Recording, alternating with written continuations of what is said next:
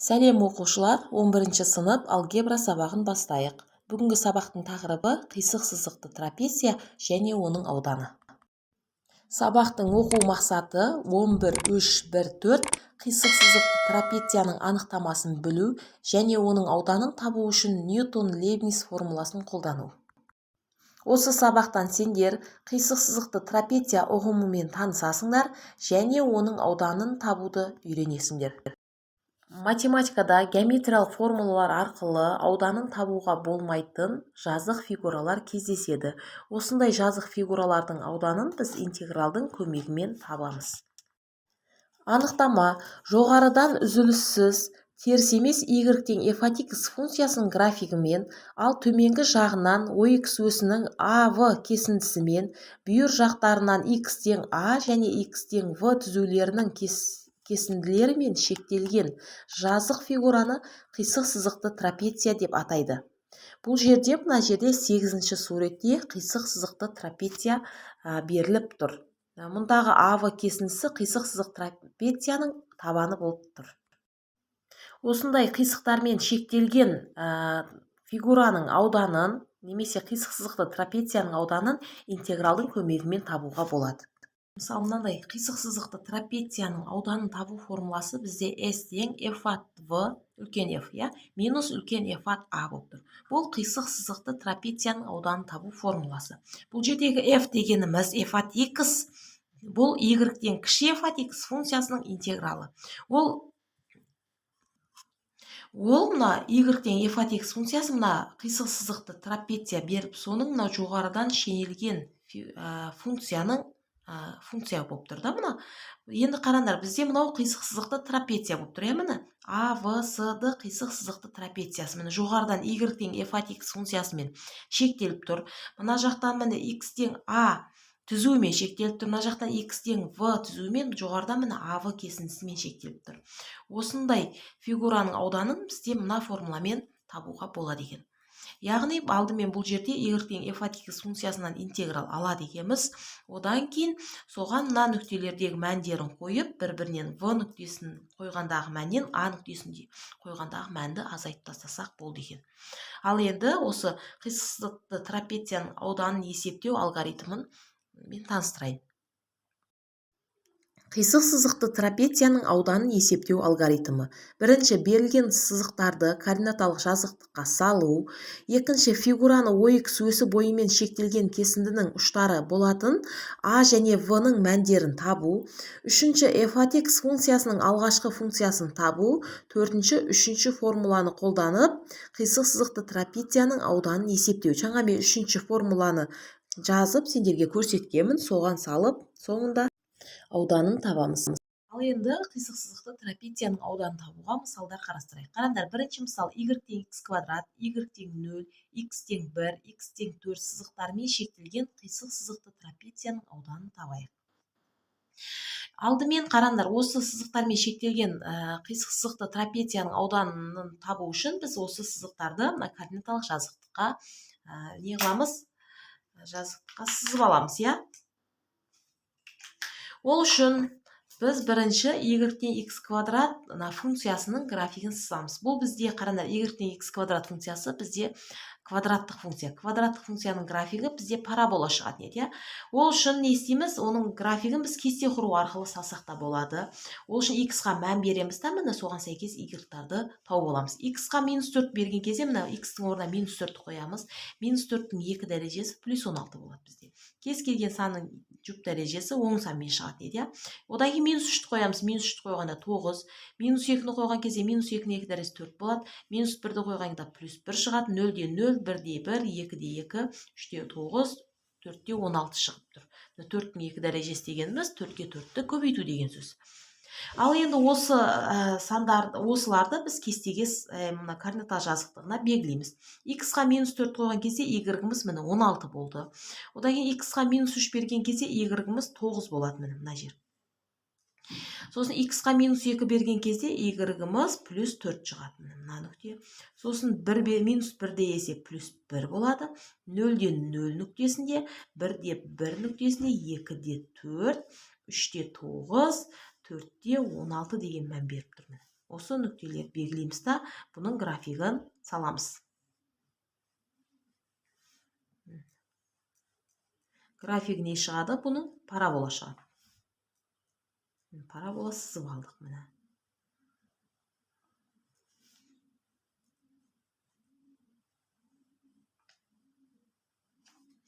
Ал енді y тең 0 деген сызықты саламыз. Y тең 0 дегеніміз y-тан 0 нүктесіне барамыз, мына y-тан 0. Сосын 0 нүктесінен OY өргөсіне перпендикуляр түсіреміз. Ол бізде мына OY өсімен беттеседі. Осы. Енді x тең 1 ма? X-та мына OY өсінен 1-ге барамыз да, осы 1 нүктесінен осы OY-ға перпендикуляр түсіреміз. Бұл x тең 1 деген функцияның график. Енді x тең 4, қараңдар, x тең 4 бізде OY өсінен 4-ге барамыз да, осы 4-тен OY өсіне перпендикуляр түсіреміз.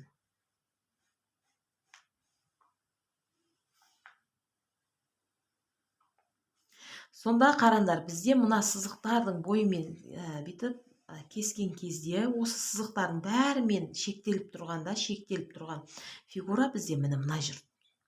Себебі қараңдар, осы мысалы мына жер деп ойлап қалулар мүмкін. Бұл жақ бізде мынау x тең 4 нүктесімен шектелмейді ғой. Сол үшін жерді алмаймыз. Мына жерді аламыз. Осы 4 сызықпен шектелген фигураны аламыз. Осы жердің бізде ауданын табу керек. Ауданын табу үшін мен жаңа аудан табу формуласын айттым ғой. S тең f от v минус f от a. Бұл f от v минус f от a дегеніміз ол анықталған интеграл болып тұр. Анықталған интеграл дегеніміз шектері берілген интегралды бізде анықталған интеграл дейміз. S тең, біз не істейді екенбіз? Кіші f дегеніміз ол мынау жоғарыдан шектелген үлкен f, ол кіші f. Y тең, мысалы f от x функциясының алғашқы функциясы. Алдымен біз не істейді екенбіз? Мына жоғарыдан шектелген y тең x квадрат функциясының интеграл алып алады екенбіз. Соған кейін мына шеткі нүктелердің мәнін қояды екенбіз. Интеграл жазамыз.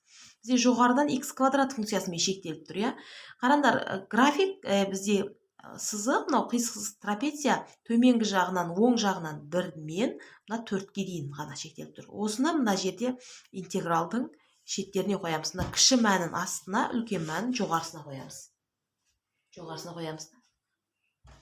Сосын интеграл аламыз, dx. Бұл бізде анықталған интеграл болады. Анықталған интеграл. Алдымен анықталған интегралдың мәндерін табудан алдын, бірінші біз интегралын тауып аламыз. Y тең x квадрат функциясының интегралын табамыз. Ол бізде x-тің n дәрежесінің интегралы бар ғой, соға саламыз. Сонда x-тің n дәрежесінің интеграл дейміз. X-тің n дәрежесіне 1 қосып, n плюс 1 дәрежеге сол дәрежесіне бөлінетін еді.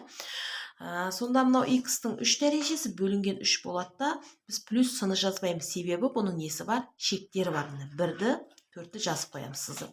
Енді қараңдар, f от v минус f от a дәл осыған саламыз. Бірінші 4 нүктесінің мәнін қоямыз да, азайтамыз. Одан кейін 1 нүктесінің мәнін қойып азайтамыз. Болды.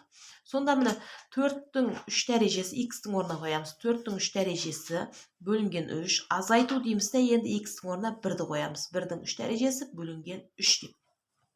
Тең 4-тің 3 дәрежесі бізде 64 шығады.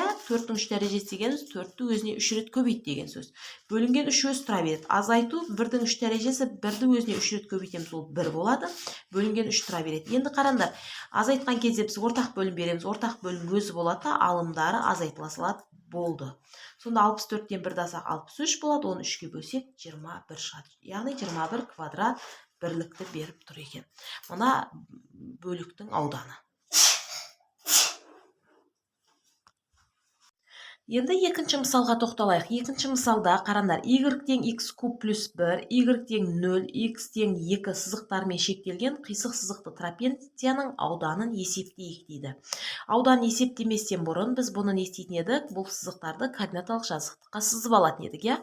Бізде y тең x куб плюс 1, бұл бізде қараңдар кубтық парабола болып тұр да, кубтық параболаның графигі мынандай шығатын еді міне. Ол үшін қараңдар, x-қа мән беріп, соған сәйкес y-ті таудық. X-қа мен минус 2-ні бердім. Минус 2-ні қойған кезде минус 2-нің 3 дәрежесі минус 8 болады, оған 1 қосылғанда минус 7 шығады. Мына нүкте болады. Ал одан кейін минус 1 береміз. Минус 1 берген кезде минус 1-дің 3 дәрежесі минус 1 болады. Минус 1 плюс 1 бізде 0 болады. Минус 1-де 0 нүкте өзінде. Сосын 0 береміз. 0 қойған кезде бізде не болады? 0 болады да 1-дің өзі шығады. Одан кейін 1 бергенде 1-дің 2 дәрежесі, 3 дәрежесі 1 болады да 1-ге 1 қосылып, бізде 2 шығады. Міне 2-ге барады. 1 қойғанда 2 болады. 2 қойған кезде 2-ның 3 дәрежесі 8 болады, оған 1 қосылып 9 болады. 2 қойғанда мына 9 деген нүктеге сәйкес келіп тұр, иә, міне нүктеге. Осы нелерді қосқан кезде бізде мынандай сызық шығады. Ал енді y тең 0. Y тең 0, мына OY көсінен 0-ге барамыз да, осы 0 нүктесінен OY көсіне перпендикуляр түсіреміз. Ол бізде мына OY өсімен беттесетін сызық шығады, міне. Одан кейін x тең 2. X тең 2, міне. X-тан 2-ге барамыз да, осы OY өсіне перпендикуляр түсіреміз. Қараңдар, осы сызықтармен түсірдік, иә. Енді осы сызықтармен шектелген бөлік бізде мынау болып тұр. Осы бөліктің ауданын табу керек. Ауданын табу үшін міне S тең дейміз. Бізде интеграл алуымыз керек. Ол үшін интеграл аламыз. Жоғарыдан бізде қай функциямен шектеліп тұр? Міне мына функциямен шектеліп тұр. X куб қосылған 1 функциясынан dx дейміз. Қараңдар, фигура қай жерден қай жерге дейін болып тұр? -1-де басталып жатыр, 2-де аяқталып тұр. -1-ді астына жазамыз, 2-ні жоғарыға жазамыз. Тең. Енді осыдан интеграл аламыз. Біз интеграл аламыз. X кубтың интегралы, мен жаңада айтқам, X-тің дәрежесіне 1 қосылады да, сол дәрежеге бөлінеді. Қосу 1-дің интегралы X болады, себебі X-тің туындысы 1-ге тең, дұрыс па? Енді біз сыны жазбаймыз, себебі анықталған интеграл -1 мен 2 аралығы деп жазып қоямыз. Енді осы интеграл алғандағы функцияға бірінші 2 нүктесін мән қоямыз да, азайту деп, одан кейін -1 нүктесін мән қойып азайтқан кезде бізде қисық сызықты трапецияның ауданы шығады. Қоямыз міне, x-тің орнына нені қояды екенбіз? 2-ні қояды екенбіз. 2-нің 4 дәрежесі бөлінген 4, қосылған 2, міне. Азайту, одан кейін нені қоямыз? 1-ді қоямыз. -1-дің 4 дәрежесі бөлінген 4, қосылған -1 деп. Тең.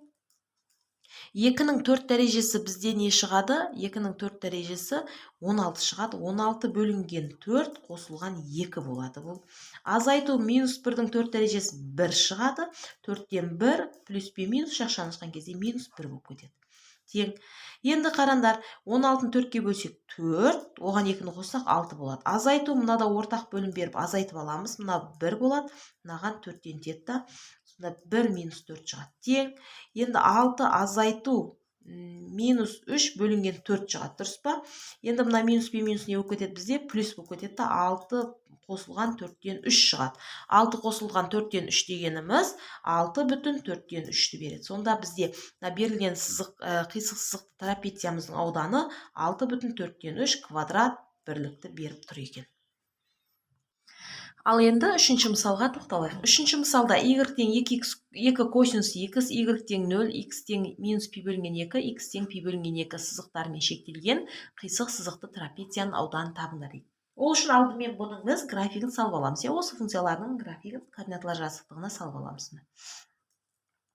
Косинус x-қа қараңдар. Косинус x-қа бізде косинус x функциясы жүк функция, ол мынау ордината өсіне қарағанда бүктегенде, мынандай бүктегенде беттесетін.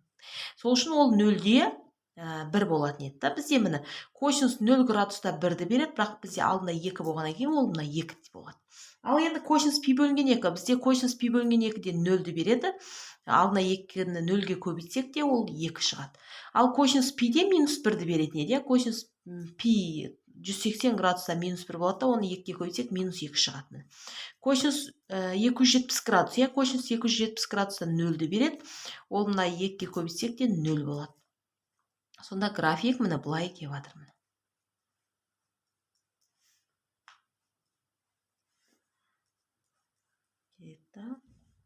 Бұлай кетеді ары қарай. Сонда қараңдар, ол бізде мына ордината өсіне қарап былай бүктегенде беттесетін болғаннан кейін мына жағында дәл сөйтіп жалғастыруға болады. Косинус -π бөлінген 2-ден 0-ді береді, -π-де 2-ні береді. Ары қарай не істейді? Жалғасып кете береді. Бізде бұл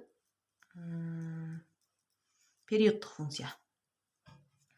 Енді қараңдар, міне сызып алдық, кішкентай ғана бөлігін. Енді y тең 0, y тең 0 дегеніміз мына OY көсінен 0-ге барамыз да, осы 0-ден сызамыз. Міне ой кіргөсіне перпендикуляр түсіреміз, ол ой өсімен беттеседі осы. Енді x тең минус пи бөлінген 2. Ол міне мынау, иә? Осыдан. X тең плюс пи бөлінген 2. Ол міне мынау. Осы сызықтармен шектелген бөлік бізде міне мына бөлік болып тұр. Осы бөліктің бізде несін табу керек болып тұр? Ауданын табу керек болып тұр. Ауданын табу керек, я. Ауданын табу үшін, мен жаңа айтқам, ауданын табу үшін бізде не істейміз? Интеграл аламыз. Төменгі жағына минус пи бөлінген 2 мен шектеліп тұр. Жоғарғы жағына пи бөлінген 2 мен шектеліп тұр. Сызық өзі 2 косинус x функциясымен шектеліп тұр міне. Косинус x dx деп аламыз. Тең, енді қарандар, косинус мына 2 өз тұра береді. Бізде тұрақты санмен функция көбейтіліп тұрса, тұрақты сан өз тұрады да, тек алдындағы функциядан ғана интеграл алатын едік. Косинус x-тің интегралы бізде кестеде синус x-ті береді екен. Синус x болдымен алып болдық, енді шеткі нүктелерін қоямыз. Минус пи бөлінген 2 мен плюс пи бөлінген 2 аралықты. Алдымен пи бөлінген 2-ні қоямыз, 2 синус пи бөлінген 2, азайту 2 синус минус пи бөлінген 2 деп. Тең, 2 өз тұрады, синус пи бөлінген 2-дегі мәнін қоямыз. Бізде синус пи бөлінген 2 мәндер кестесіне пи бөлінген 2-де ол 1-ді береді. Азайту 2 өз тұрады да, бізде синус тақ функция ғой. Мына минус алдына шығып кетеді да, сонда алдындағы минус пен плюс болып кетеді. Синус пи бөлінген 2 қалады. Мына 2-ге 1-ді көбейтсек 2-нің өзі тұрады. 2-ні қосу 2-ні жазып қоямыз. Синус жаңағы пи бөлінген 2-де қайтадан 1-ді береді. Сонда 2 қосылған 2 болады, бұл тең 4 болады. Сонда осы сызықтармен шектелген мына фигураның ауданы бізде 4 квадрат бірлікті беріп тұр екен. Осымен сабағымыз аяқталды. Сабақ түсінікті болса, каналыма тіркеліп, қоңырауды баса кетуді ұмытпаңдар.